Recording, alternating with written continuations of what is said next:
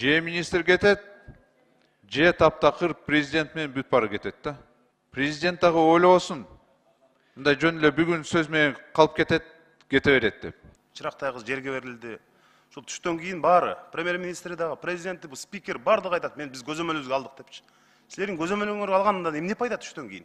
Кыргызстанда адамдар, элибиз өзүн коопсуз сезе албай калды. Бир өлүм болду, эки өлүм болду, 2 жума сүйлөйбүз, калып калат.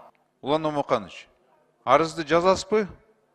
Мен сизге акыркы суроону берейинчи ушуну. Эртеден бери коллегаларыбыз бул маселени мындай жакшы эле коңгуроо кагышты. Бирок ушул өлүм болгондон кийин кыз мына чырактай кыз жерге берилди. Ушул түштөн кийин баары, премьер-министри дагы, президенти, бу спикер бардыгы айтат, мен биз көзөмөлүбүзгө алдык депчи. Силердин көзөмөлүңөр алгандан эмне пайда түштөн кийин?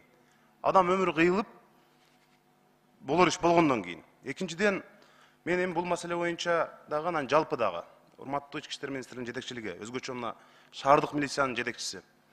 Кыргызстанда адамдар, элибиз өзүн коопсуз сезе албай калды. Бүт жерде ушундай.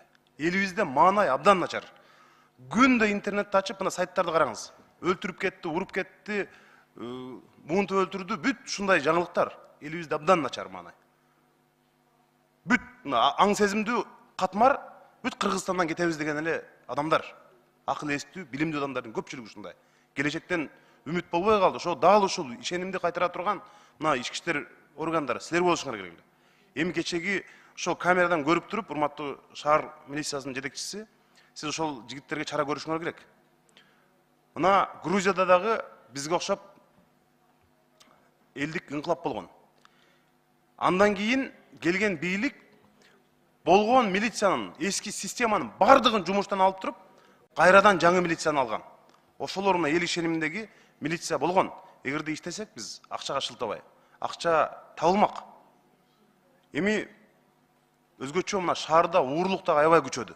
Бүт жана мен жана да айттым, сиздер жок элеңиздер. Маскаларын тагынып, бүт үйлөргө уурлукка киргендер да күчөдү. Анан урматтуу депутаттар, Наталья Владимировна, Айсул Турузбековна, биз бир өлүм болду, эки өлүм болду, 2 жума сүйлөйбүз, калып калат.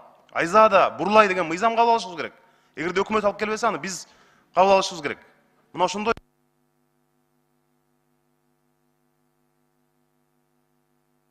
Кош койсоңуз.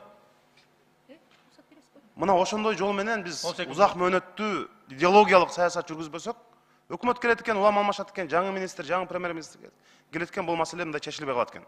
Ошондуктан биз чогулуп туруп, урматтуу депутаттар, Бурлай, Айзада деген мыйзам кабыл алып, мына ошон менен бир идеологиялык чоң түшүндүрүү иштерин жүргүзүшүбүз керек деп ойлойм.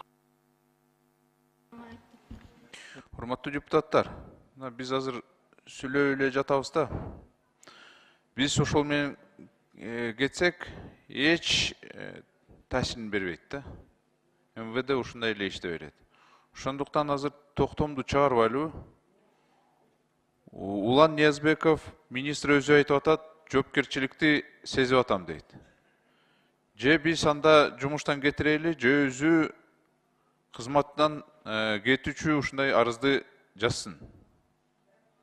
Башка министрге дагы бул сабак болуш керек. Ал хотя бы реальный иштер менен иштейт. Активисттерди мындай издебей, уурулукту карайт, ошол эле ала качууну карайт. Сабак болбосо, анда, конечно, мындай сөз менен кала берет да. Ошондуктан, Улан Омоканович, арызды жазасызбы? Мен сизге акыркы суроону берейинчи ушуну. Качан жазасыз?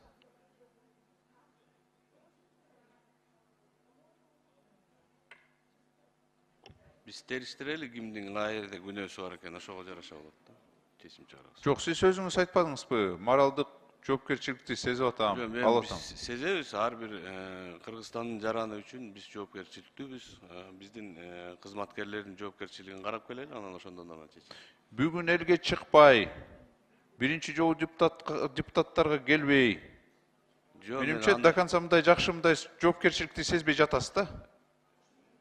Мен командировкадан келип башка жумуштар менен алек болуп аткам, андан кийин чакырылгандан кийин келдим. Буга чейин дагы чогулушум бар болчу, өкмөт ал жерге да катышып, анан кийин бул жака келдим. Иш сапарда болосузбу, сиз көзөмөлдө круглосуточно кылыш керексиңер да. Көзөмөлдө кылып атабыз, баарын карап атабыз. Эми сиз кетпейм деп атасыз. Азыр биз токтомду чыгарбасак, бул коомчулукта жөн эле токтолбойт да. Мен президентке дагы кайрылам да. Президент дагы ойлобосун. Мындай жөн эле бүгүн сөз менен калып кете берет деп. Андай болбойт. Же министр кетет, же таптакыр президент менен бүт бары кетет да. Ушундай биз бара берсек. Ошондуктан Кошуп калачы. урматтуу депутаттар, кайрылат элем. Токтомду чыгарайлы, чараны көрсөтүш керекпиз. Рахмат.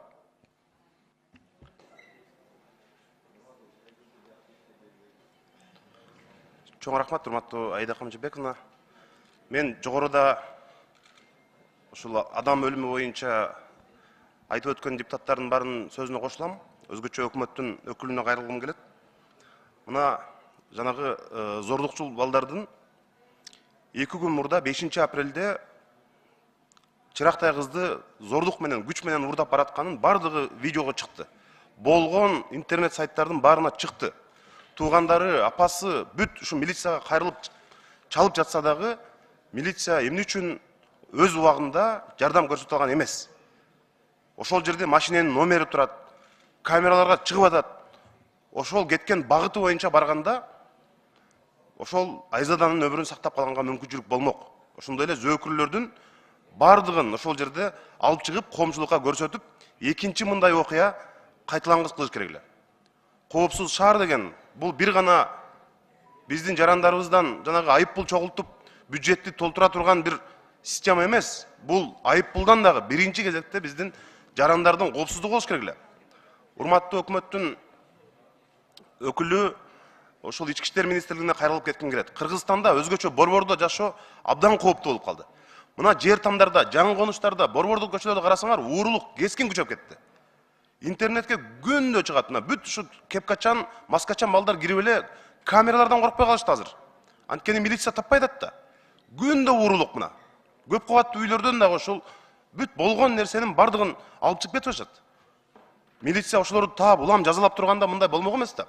Эгер биз ушундай темп менен кетсек, мына өнүккөн өлкөлөр бүт өздөрүнүн жарандарына элчиликтер кат жазат жакында көрөсүңөр. Кыргызстан бул мыкаачылардын, зордукчулардын өлкөсү. Бул жакта эч ким өзүн кооптуу сезбейт. Бул өлкөгө келбегиле деп жазат көрөсүңөр. Мына ушундай болуп атат да. Ушундай шартта, ушундай уурулук менен, мыкаачылык менен күрөшкөндүн ордуна президент баш болуп, өкмөт мына бүт генералдардын чиндерди таратып отурасыңар. Эгерде ошол бир чырактай кыздын өлүмүн жергиликтүү чабан телефон чалыптыр. Мына бул жакта өлүп жатат деп. Ошондон милиция барыптыр. Мына генералы көп Кыргызстанда. Жергиликтүү чабандын звоногу менен барып, анан ушул өлүмдүн бети ачылып атат. Анан өзгөчө белгилеп кое турган нерсе, мына президент акыркы учурда жүздөгөн адамдарды ырайым берип түрмөдөн чыгарды. Кимдер чыгып атат түрмөдөн? Ошону такташыбыз керек, өздүгүн билишибиз керек. Кантип жүздөгөн адамдарды чыгарып атат түрмөдөн? Ырайым берди, мына буга чейин амнистия болду. 1000ге жакындады, мына жакында эле түрмөдөн чыккан адамдардын саны. Ошолордун бардыгын биз азыркындай кылмыштарга катышпайт деп эч ким кепилдик бере албайт. Ошондуктан азыркы ички иштер министрлиги могул маселе боюнча